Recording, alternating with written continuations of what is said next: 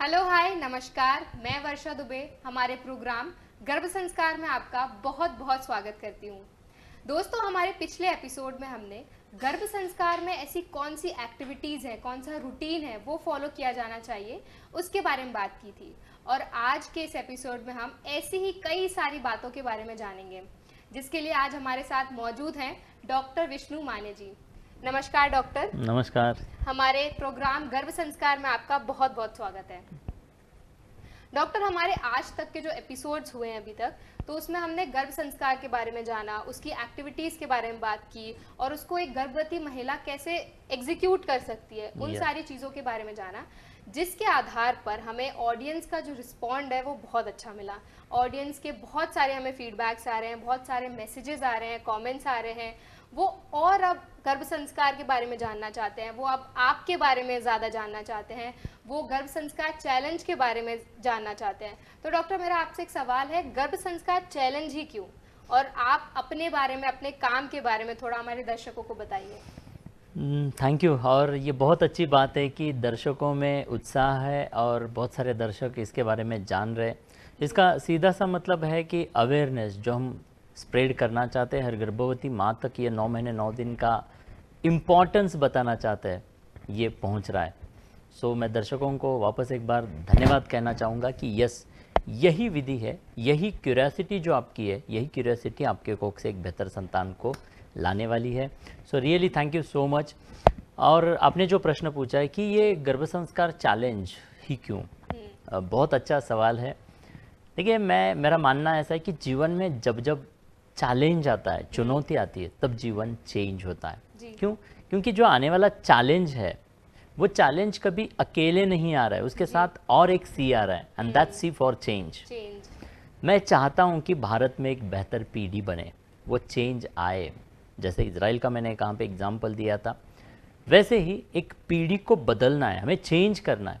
और ये चेंज करना है तो उस हर एक गर्भवती माँ को मैं चैलेंज करना चाहता हूँ, चैलेंज देना चाहता हूँ, ताकि वो हर एक गर्भवती माँ, और मुझे विश्वास है कोई भी गर्भवती माँ अपने संतान के लिए अगर चैलेंज किया गया तो वो पूर्ण नहीं कर पाएगी, ऐसा नहीं है। नहीं हो सकता। हर माँ अपने संतान के लिए वो सब कुछ कर सकती है। हमारे यहाँ महाराष्ट्र का एक उदाहरण है हिरकनी, जो रायगढ़ का फोर्ट उतरकर, दरवाजे बंद होने के बाद में रायगढ़ का फोर्ट उतरकर नीचे आ जाती है। क्यों? क्योंकि उसकी संतान नीचे है। तो ये एग्जाम्पल है कि हर कोई माँ अपने संतान के लिए कुछ भी करने के लिए तैयार है। और मैं चाहता हूँ कि भारत देश की, इस हिंदुस्तान की हर माँ अपने संतान को बेहतर बनाए। मैंने हमेशा कहा है कि स्त्री जो है वो बहुत इम्पॉर्टेंट है, क्योंकि वो सिर्फ अपने संतान को नहीं, बेहतर भारत को जन्म दे रही। शायद उसके कोख से जन्म लेने वाली वो संतान सिर्फ उसकी संतान ही नहीं, बल्कि भारत का भविष्य है। और अभी तक जितना हमारा अभ्यास है, जितना कुछ हमने देखा है, उससे महसूस हो रहा है कि जो कुछ भी परिवर्तन है वो परिवर्तन पिता से नहीं बल्कि माँ से आ रहा है। इतिहास का उदाहरण है, मतलब कहते हैं ना कि बीज पिता तो बीज देने का कार्य करता है, माँ संस्कार देकर उसे एक बहुत बड़े सफल वृक्ष में परिवर्तित करती है। इतिहास का उदाहरण मैं बताना चाहता हूँ कि इतिहास में हमने जाना है कि भक्त प्रहलाद जी का उदाहरण है। भक्त प्रहलाद जी, वैसे देखा जाए तो बीज किसका था? बीज राक्षस का बीज है, बट राक्षस का बीज होने के बावजूद भी वो भगवान समान, मतलब बहुत बड़े भक्त बनकर भगवान के रूप में आए। सो ये परिवर्तन कैसे हुआ? बीज तो राक्षस का ही था ना। परिवर्तन कैसे हुआ? तो परिवर्तन हुआ संस्कारों की वजह से। और किसके संस्कार? जब 9 महीने 9 दिन चल रहे थे, तब माता जी एक मतलब आश्रम में रहकर उस आश्रम का संस्कार बेबी को दे रही थी, उस गर्भास्थित बेबी को, संतान को दिया जा रहा था। और वही रीज़न है कि एक माँ राक्षस का बीज होने के बावजूद भी उस संतान को भगवान के रूप में, एक बहुत बड़े भक्त के रूप में ला पाई। तो ये संस्कार है। तो इस वजह से मतलब ये परिवर्तन होता है अगर माँ चैलेंज स्वीकारती है। और इसी वजह से मैंने इसका नाम, मतलब गर्भ संस्कार तो हर कोई है, बट मैं सिर्फ गर्भ संस्कार नहीं देना चाहता, मैं गर्भ संस्कारों का चैलेंज देना चाहता हूँ, ताकि वो हर माँ, जैसे हमने पिछले एपिसोड में बात किया था कि कंसिस्टेंसी, सो कंसिस्टेंसी के संग हर रोज 9 महीने 9 दिन अपने संतान के लिए कर पाए, दैट्स वाई ये चैलेंज। मेरे बारे में मैं बताना चाहूँगा, मैं तो किसान का बेटा हूँ। आज मतलब इंजीनियरिंग का एजुकेशन कंप्लीट करके हमने जब जॉब शुरू किया था, उसके बाद में मुझे एहसास हुआ लॉकडाउन के दौरान जो 24 साल मेरा अनुभव रहा है 24 साल जो मेरा अनुभव रहा है hypnosis and subconscious mind training में, जब ये कर रहे थे 13 साल 13 इयर्स मैंने टीनेजर डेवलपमेंट के लिए काम किया, तो मुझे एहसास हुआ कि बच्चों के प्रॉब्लम्स बढ़ते जा रहे, माता पिता हैरान है, परेशान है। मतलब जन्म देने के पहले तो हर कोई एक्साइटेड है, बट जन्म के बाद में जब इश्यूज़ होते हैं, प्रॉब्लम्स होते हैं, परेशानियां होती है, उस वक्त बहुत बड़ा प्रॉब्लम है। मतलब माता पिता को रोते हुए मैंने देखा है। और ऐसे सिचुएशन में मुझे एहसास हुआ कि इसका रूट क्या है, ऐसे क्या कर सकते हैं कि बच्चे जन्म के साथ ही सर्वगुण संपन्न कहते हुए सर्वगुण संपन्न बने। और उसके लिए जब मैंने काम करना शुरू किया, अभ्यास करना शुरू किया, तब रियलाइज़ हुआ कि इसका रूट जो है वो रूट है गर्भ संस्कार। मतलब गर्भ संस्कार के दौरान ही वो क्वालिटीज़, वो कैपेसिटीज़ निर्माण की जा सकती है, और उसमें हमें इजराइल का उदाहरण भी मिला। सो देन मैंने डिसाइड किया कि नहीं, ये हर माँ तक पहुंचाना ज़रूरी है। मुझे अंदर से रियलाइज़ हुआ कि हर माँ को इसकी ज़रूरत है, इंडिया में ये कल्चर बनना ज़रूरी है जी। और ये थॉट जो है मेरे से बहुत रिलेट हुआ। उसका रीज़न ऐसा है कि मैंने अपनी माँ को नहीं देखा है। जब मैं 7 मंथ का था तभी मेरी माताजी गुजर गई, और हमेशा मन में रिग्रेट रहा था कि मैं अपनी माँ के लिए कुछ नहीं कर पाया। जब ये टॉपिक मेरे सामने आया कि एक माँ को मैं जिजामा जैसा इनकरेज कर सकता हूँ, जिजामा बनने के लिए इनकरेज कर सकता हूँ, तो हर माँ की कोख से एक बेहतर संतान छत्रपति शिवाजी महाराज जी जैसी संतान बन सकती है। अंदर से थॉट आया कि तू अपनी माँ की सेवा नहीं कर पाया तो क्या हुआ। इस कार्य के माध्यम से हिंदुस्तान की, भारत की हर माँ की सेवा करने का अवसर मिलने वाला था। और उस दिन मैंने निर्णय लिया कि नहीं, मुझे हर माँ की मदद करनी है।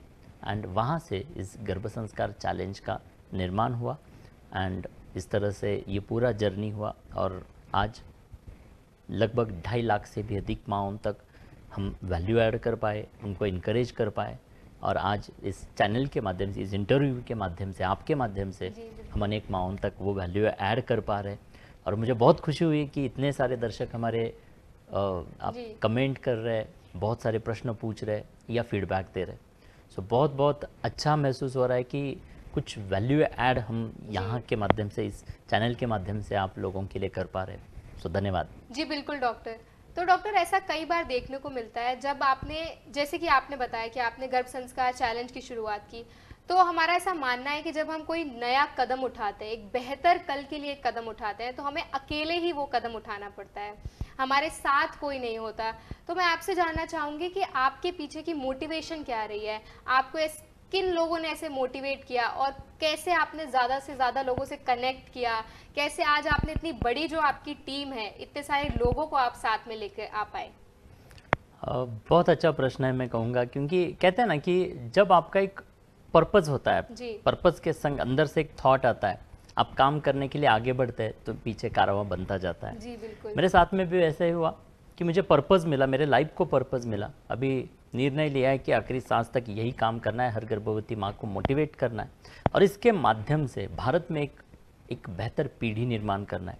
मैं हमेशा बताता हूँ कि अगले 15 साल के बाद में भारत में जितने भी भारत रत्न या इंडिया को रिप्रेजेंट करने वाले ये सारे बेबीज़ बनेंगे, वो सारे जीएससी फैमिली से बिलोंग करेंगे। बिल्कुल डॉक्टर। सो ये एक मोटिवेशन मिला कि यहाँ से हम बेहतर भारत के लिए कुछ कर सकते हैं, हर माँ को एक बेहतर संतान बनाने के लिए हम इनकरेज कर सकते हैं, हर माँ जिजामा जैसा प्रयास कर सकती है। तो ये थॉट मिला, यही एक थॉट था, और इसे एक थॉट से हमने काम करना शुरू किया।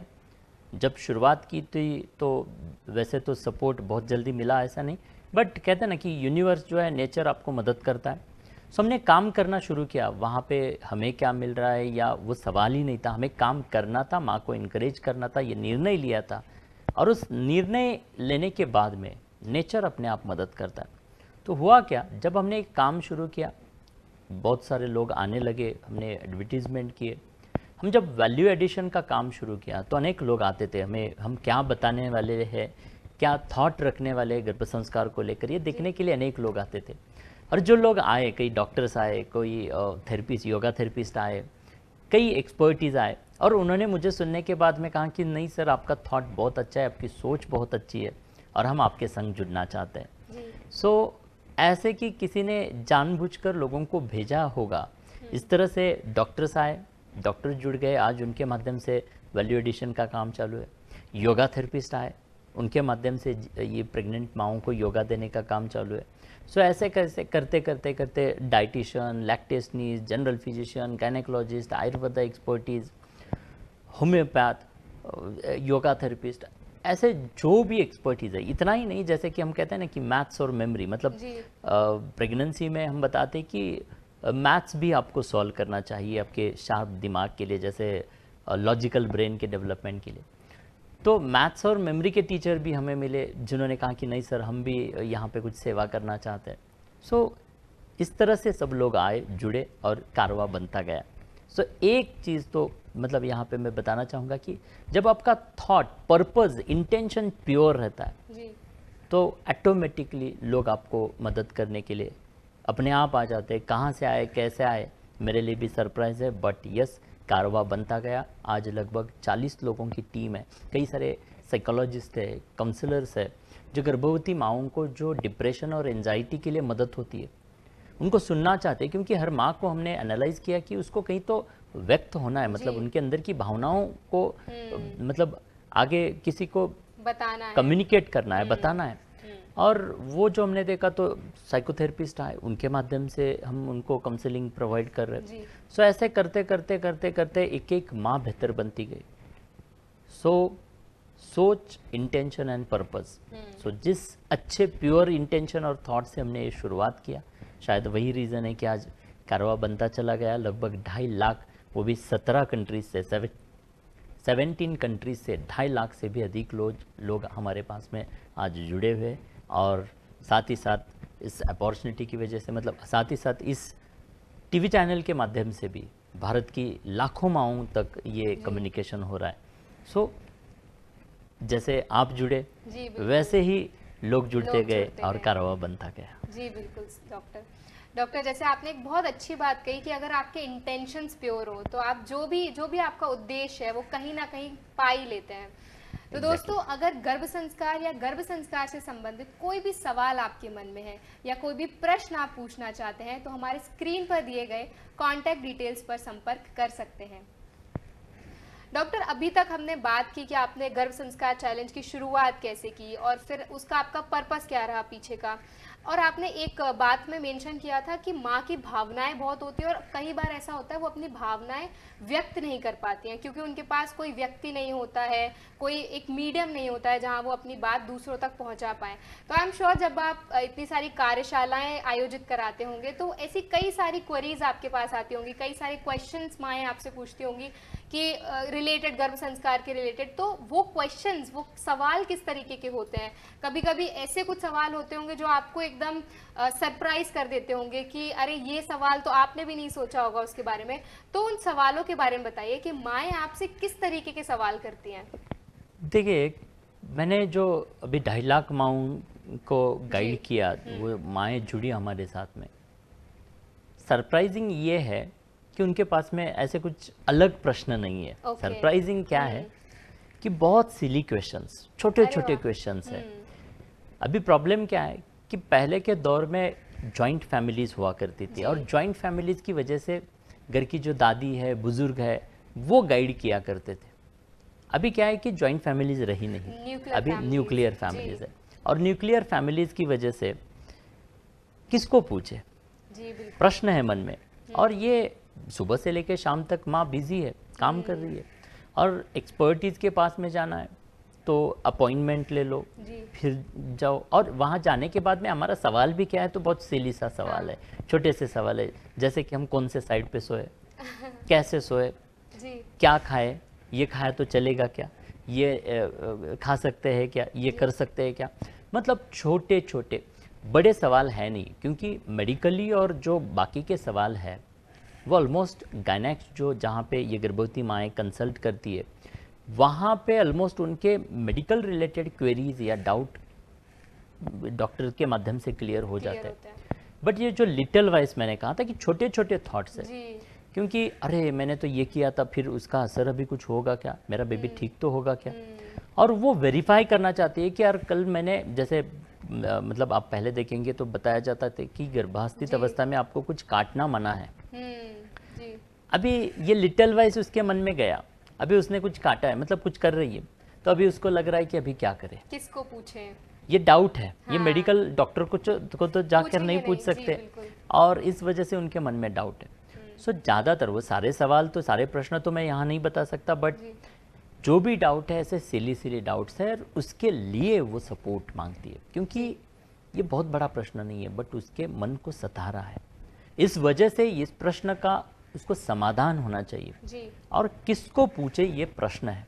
तो यस, ऐसे सवाल ये माएँ हमें करती है, और उनके प्रश्न से उनका समाधान हो जाता है, लिटिल वाइज जो है वो शांत हो जाता जी। है, और फिर वो वापस अपने कार्य के ऊपर जुड़ जाती है, हैप्पी बनती है, और अपने संतान से जुड़कर सारे कार्य करना शुरू कर देती है।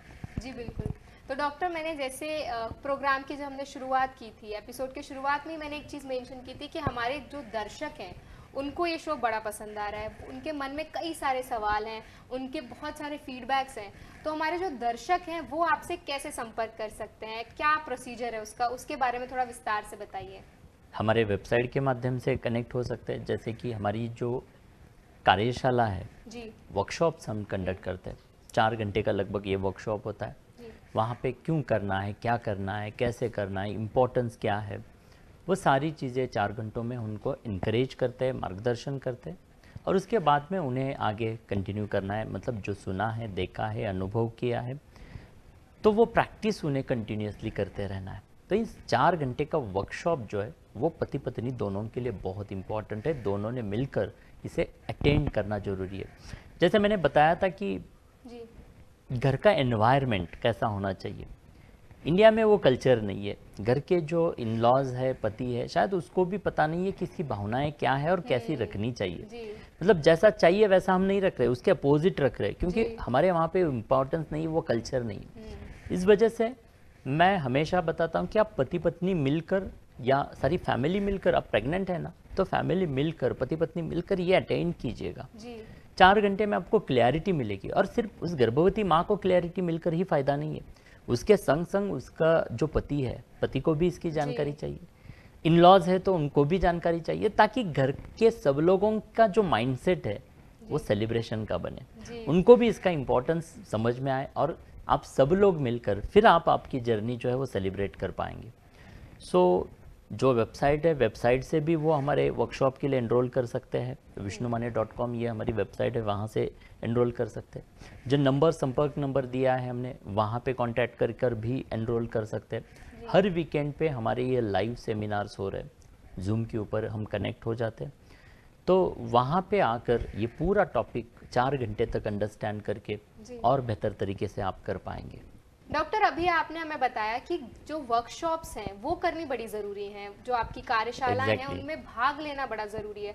तो क्या बस 4 घंटे की कार्यशाला में पार्टिसिपेट कर लिया, वहाँ बैठ के प्रेजेंट होके वो अटेंड कर ली, बस उतना ही काफ़ी है पेरेंट्स के लिए, या उसके आगे भी उनको कुछ करना है, या घर जाके उनकी जो असली मेहनत है वो शुरू होती है? असली मेहनत है वो बहुत मायने रखती है जी। ये 4 घंटे का जो वर्कशॉप है वो आपको नॉलेज देगा, इन्फॉर्मेशन देगा। सिर्फ इन्फॉर्मेशन से ट्रांसफॉर्मेशन नहीं होता है। जी बिल्कुल। क्योंकि असली मेहनत जो है वो हर रोज करनी है। जो मैंने बताया है क्या करना है, कैसे करना है, क्यों करना है, उसको करना भी तो होगा।